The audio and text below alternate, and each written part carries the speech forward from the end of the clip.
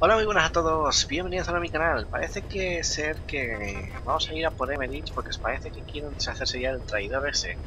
Pero antes de eso vamos a escuchar los cassettes porque tenemos bastante y tienen que ver con la misión principal y así podemos enterarnos un poco con el tema de Emerich, a ver qué pasa. Así que os voy a dejar con ello. Vamos primero con esta. You mentioned that the man on fire was crushed under Sahelanthropus in its hangar. Yeah. He was caught under the wheels of its transport platform. But his body wasn't found. What? We searched the area the moment we arrived, but there was no trace of him. I wasn't hallucinating. I know. I trust you on that. That means someone must have taken the body. But when I got there, everything was still as it was.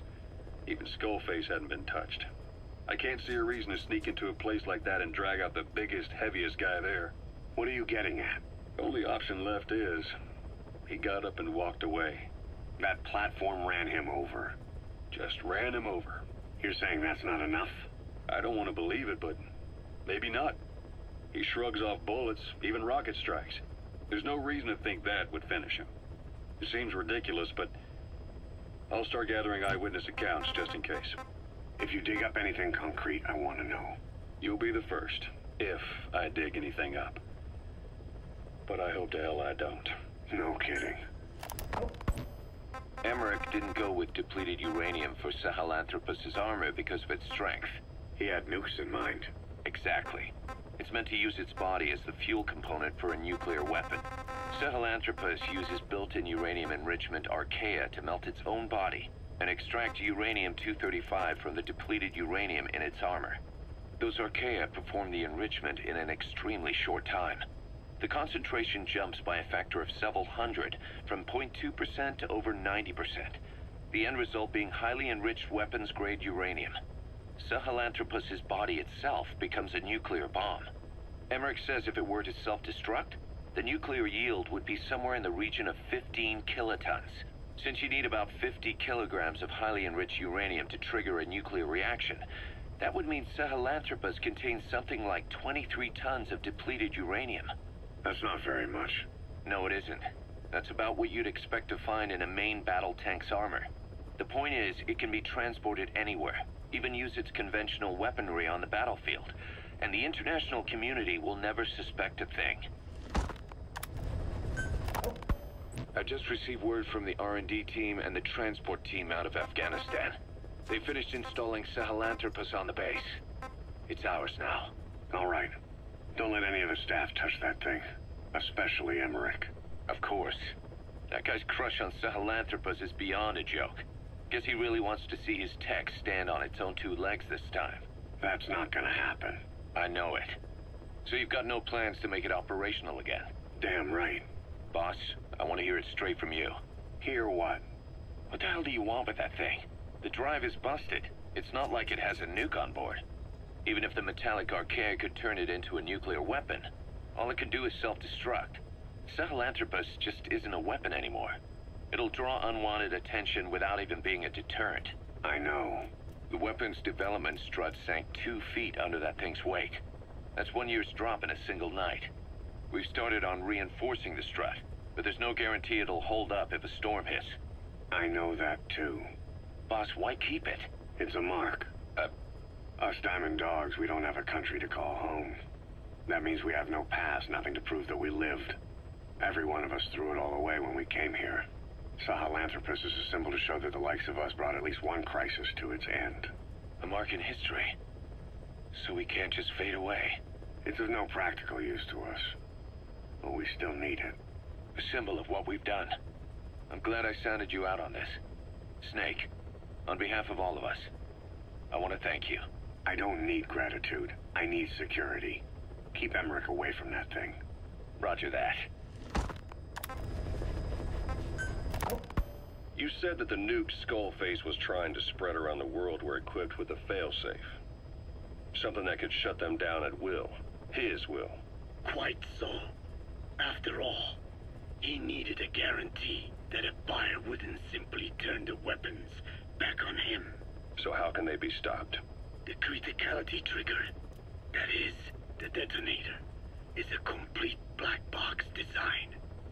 Any attempt to dismantle it causes it to melt in seconds. using the corroding archaea. The design ensures that no detonation is possible unless it disengages the lock. So he had a way to disengage it remotely. Precisely. The client simply presses a button.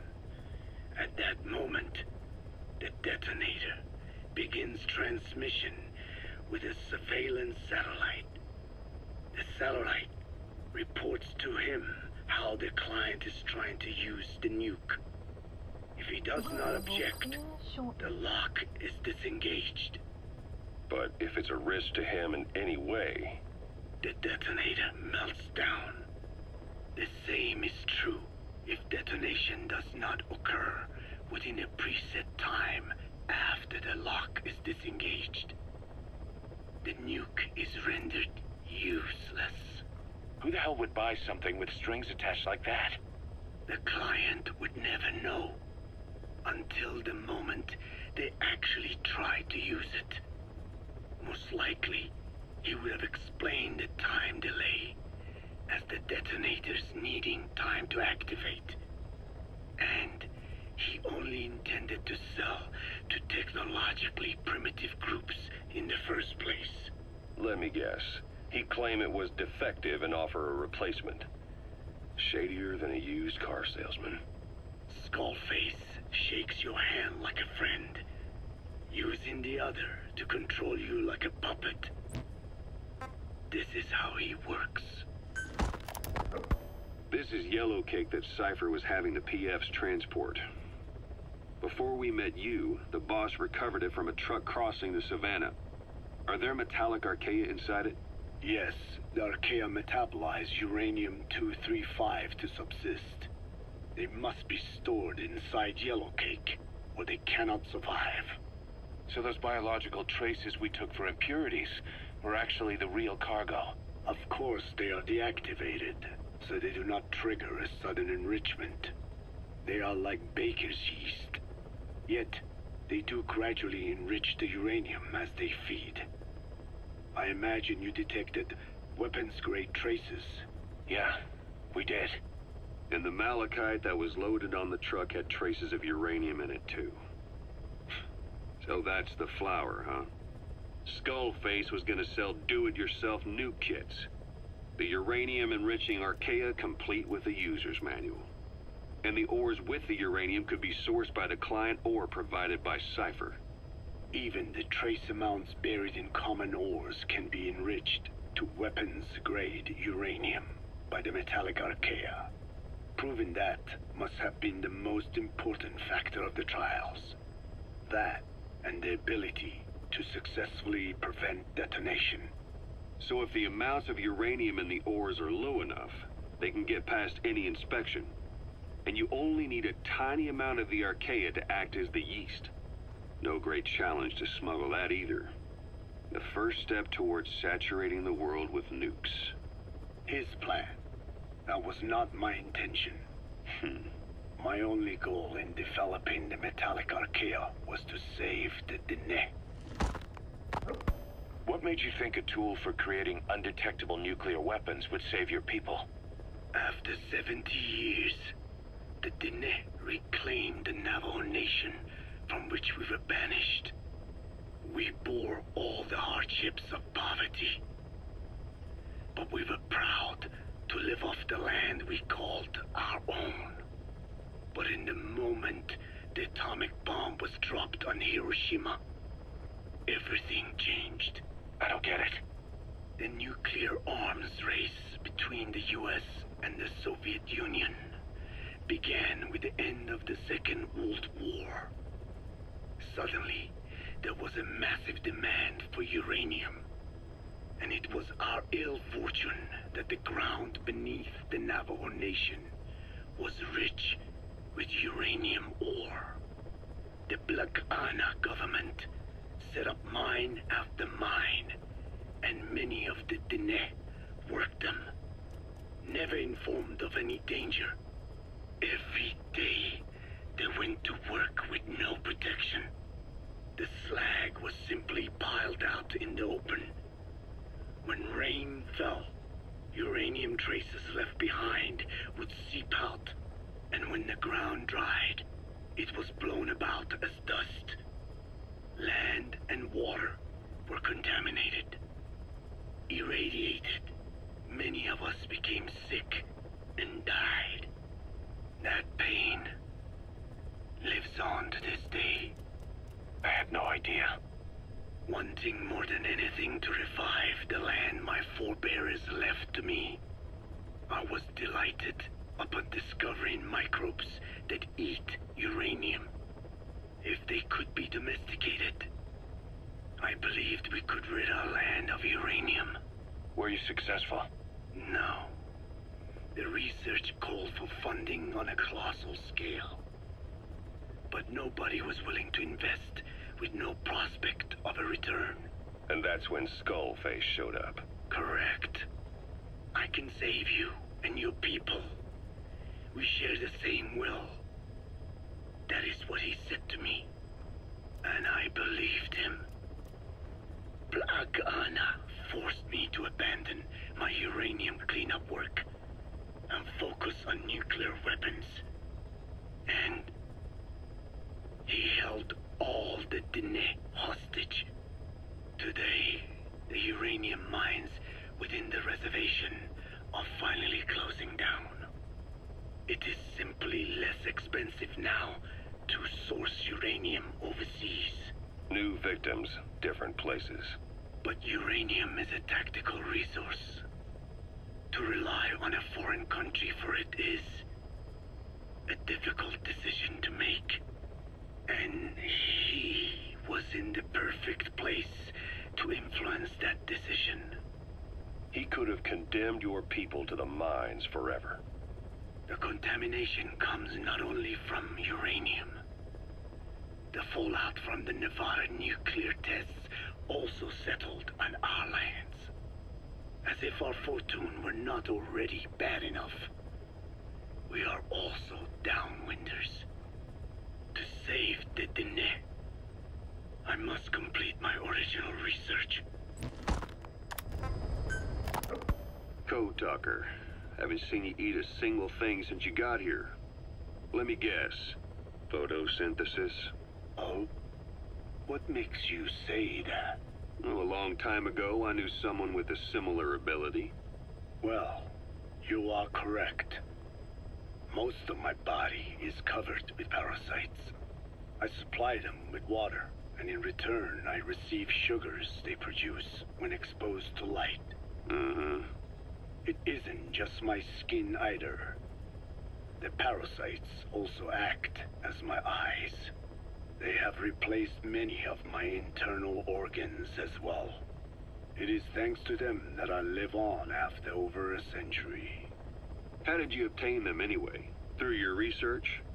I would like to say as much, but there is more to it than that.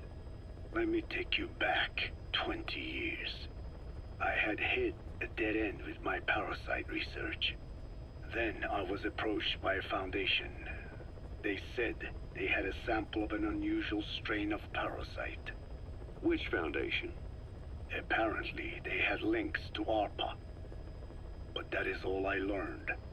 I was somewhat ignorant of the ways of the world. Just being able to study it was enough for me. Yeah, I've heard that before. Go on. Half in doubt, I visited them to discover the body of an old man. Well, to be precise, his partial remains. A collection of parts, you could say. The man had died in an explosion. An old man, you say? His flesh had not decomposed. In fact, the tissue's cells were still metabolizing. The parasite had infected, or should I say assimilated with, the tissues, and was keeping them alive. I became obsessed with studying the body parts, foregoing food and even sleep. Every day was filled with new discoveries. The parasite's biology, internal anatomy, life cycle. But there was only so much I could learn through observation. And so I made a decision. To truly know the parasites, I to live with them. So, you implanted them inside you from the dead man's flesh? Correct. It was quite a gamble, whether or not they would adapt to me. But fortunately, it appears I was compatible with them. Or perhaps, through my many years of research, my immune system learned to tolerate them. Were they that body's only parasite? Yes.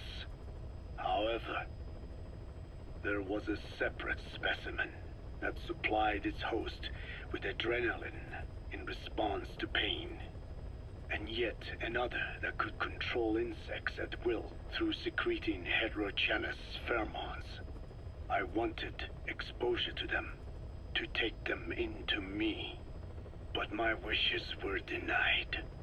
Their records, though, provided clues that helped advance my research. Would you care to join me? A life spent never worrying about food is a most wonderful one. I think I'll pass. But thanks. This has been helpful.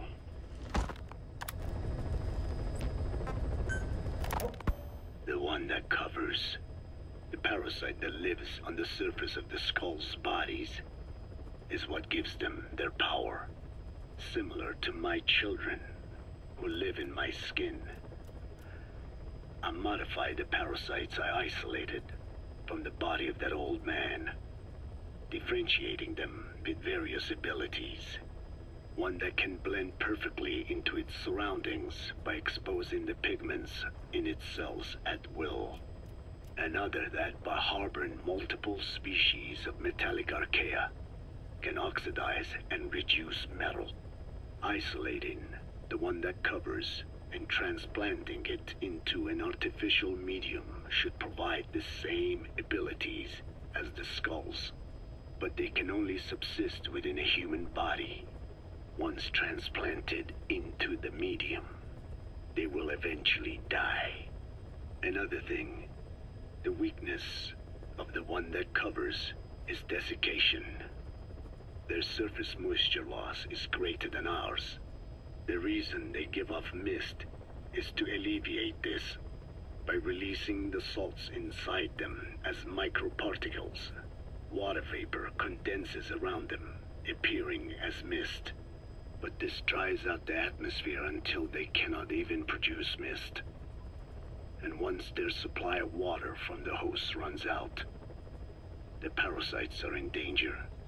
They, along with their host, enter a form of suspended animation. However, a similar effect occurs if they come into contact with a large amount of water. Rain, for instance. The one that covers will temporarily abandon other processes in his eagerness to absorb the water. Pitijolone. Make the weather your ally. Skullface has finally burned out. The world is rid of his existence at last. Was he still alive? You could say that. But you could also say he'd been dead for decades. What's that supposed to mean? Biologically speaking, it's hard to say how much was his life. Side effects from the treatment? No, the primary effect. Keeping a dying host alive as long as possible. That is the whole point. But in the end, he grew too dependent on his children. As if he had any other way to keep on living. He first underwent parasite therapy before the Soviet Union became his home. His body was horribly burned. Fire washed across his thin young frame and stole his skin and his throat, even his lungs. Only through repeated therapies could the parasites keep him alive. Most of his life became something the parasites gave to him. And then he lost the ability to die. That is correct. The parasites live on past the host's death, still aiding cell composition. At that stage, there is no way to extract them from the host cells. There is no way of knowing when the last cell of Skullface's body would die. The only choice was to burn the whole thing. And his children, along with it. And I am one to talk. When my life is snuffed out, I expect you to treat my body the same way. And when I burn, I will truly be one with my children for the first time. You say there were 3 English vocal parasites. According to Skullface, yeah. Skullface had 2 of the English strain with him. You burned both of them. There was an oil fire. I tossed him in. So that just leaves 1. And you tell me Skullface said he used it. He said it was very close to me. Very close. One of your comrades, or someone ordered to kill you. Or he could have been speaking metaphorically. Metaphorically? Close to your spirit, close to your heart. Someone who either loves you or despises you. The second one makes a long list. Whichever it is, act with caution. Skullface implanted someone with the English language strain. Who it is irrelevant. Why? I tell you what Skullface really meant. Very close to you means you will be exposed. All the infected here have been given the Wolbachia. Even if the vocal cord parasites infect them now, they cannot reproduce. But if there's a different host among us, host to the English strain. If that were the case, we'd see the symptoms. What about the non-English speakers? We have plenty of those, but the staff use English as a common language. But if that someone has not spoken English yet, and begins to speak it now, there'd be another outbreak. The final mating pair of the English strain must be found immediately. Skullface is gone, but his threat still remains. On this base, do you see what the final mating pair is? With him dead, those parasites are the stain he wished to leave upon the world. His thirst for vengeance. In the flesh. Think. Does anyone here bear a grudge against you? Who would target you, specifically? The ethnic cleansers that Code Talker mentioned, they weren't Skullface's true goal. All we have is circumstantial evidence, but here's my theory. It was Cypher who started developing the vocal cord parasites as bioweapons, parasitic weapons, and Africa was the testing ground for them. As Code Talker said, their purpose is the ethnic cleansing of only those who speak a particular language. So they could do a weapon of mass destruction to eradicate specific groups, races, ethnicities, or colonies by the language they speak. Or a kind of absolute language control. Or maybe a tool for those arrogant fools to build some misguided utopia. I can see plenty of uses for them. However, in practical terms, they wouldn't be as dangerous as you'd think. Counteracting the parasites is easy, after all. Cut them out of your throat to save your life, or just don't talk. That also prevents the infection from spreading. So if the international community were to find out about them, they'd no longer be the threat they were conceived to be. In which case, their targets would be limited to minority groups as a deterrent or a terrorist tool. It's hard to imagine Cypher developing something like that as a main weapon for their arsenal. That leads me to think we've only tugged on one little thread in Cypher's grand tapestry. An obscure corner of their work, possibly forgotten altogether. In any case, things changed. When Skullface was forced to relocate to Africa and he saw that thread dangling. All the time he continued that research, he was secretly following his own agenda. The ethnic liberator parasites.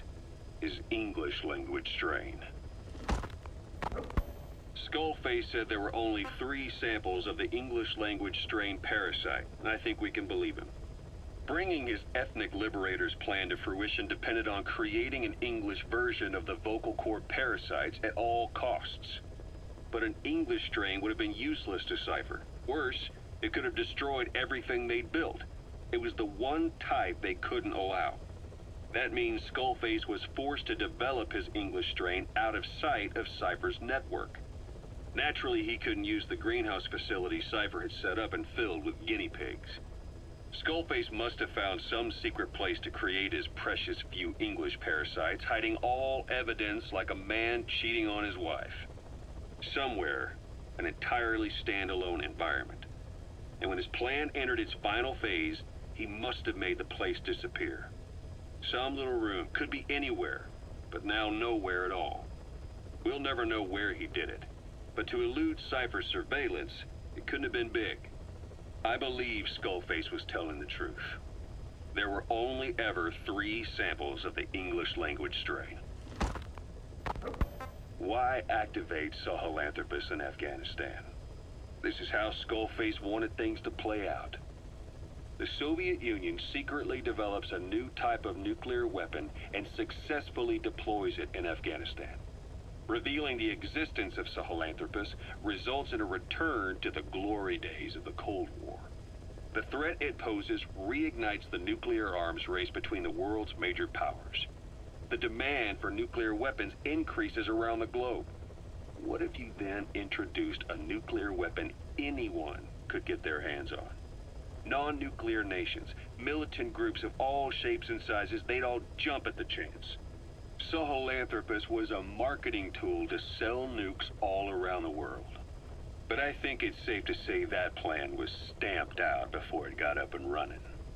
The world's intelligence agencies never did turn up anything conclusive on it. After all, Sahelanthropus vanished before word could spread. Everything that's happened is already a fading memory, never to join the pages of history. Except for Cypher. Cypher won't forget. They'll already be working on something, quietly beneath the surface. They'll use the pieces of data scraped together from this incident to build their own bipedal weapon. It'll take them a long time to complete it, but for now, the greed sector have found their new life's work. We'll have to be ready too. Hewitt's dug up some interesting facts about our skull-faced friend. 9 years ago, he was exiled to South Africa, stripped of political power. The upshot's that he ceased being a serious threat, in Cypher's eyes anyway. They eased up on surveillance, giving him an opening to establish his own military unit, one that answered to his will alone. Those men likely had no idea their orders were coming from Skullface. They probably didn't even know the organization was a part of Cypher at all. Anyway, it was in South Africa where he found renewed interest in parasites. And when he discovered the vocal cord parasites, he began to make his plan. Wipe the English language out of existence. Free the world, not by taking men's lives, but by taking their tongues. In his eyes, the greatest symbiotic parasite the world's ever known isn't microbial. It's linguistic. Words are what keeps civilization, our world, alive. There was something Skullface said. America is made up of many peoples, but those peoples never mix. Quite so. One nation, home to hundreds of different ethnic groups, many of whom stick to their respective living areas, little colonies, not interacting with other groups, going out of their way to avoid one another, their land, organizations, relationships. Thus, the United States of America is no melting pot. It is more of a salad bowl. It is not made up from one people, but for its minorities to function in society, a common ground is needed. Language. Even if the country is not one. No, because it's not one, a lingua franca is necessary. English. American hegemonism was born from the illusion that English could unite diverse ethnicities. In taking in people from around the globe, America became a microcosm of it. Now the boundaries between it and the rest of the world have become blurred. However different our neighbors may be, English enables us to create symbiotic relationships with each other. If English can bring unacquainted neighbors together in America, this should hold true for the world. This salad bowl that is the world can also become one. I have spoken enough. Your men can take it from here. Will you permit me to rest? Have something to eat? I thought you don't eat. I can subsist without food. But there is more to the act of eating than nourishment. We receive nature's blessings and reaffirm our part in it. And in doing so, we express our gratitude. Sorry, it's, hearing you say you don't need to eat and that you're a part of nature in the same breath. Anyway, what can we get you? Not exactly a 5-star restaurant, but the kitchen's used to serving a lot of different appetites. Hamburgers. Hamburgers? Even we didn't have become Americanized. I eat them often back home. And you just can't let them go. Well, as far as symbols of the American Empire go, hamburgers are pretty good. The victory of capitalism. Your people suffered so much at the hands of America, and you ask for hamburgers. We have suffered more than you can know. But I do not see hamburgers as an accomplice. A single dish, providing a balanced helping of nature's blessings. Meat, grain, and vegetable. How could anyone hate such a magnificent thing? Says the guy who can survive on photosynthesis. Balance has nothing to do with it. You just like a good burger. That is also true.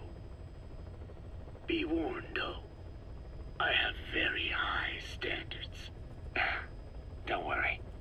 I do too. All right then. One good old-fashioned all-American icon coming up. I look forward to it.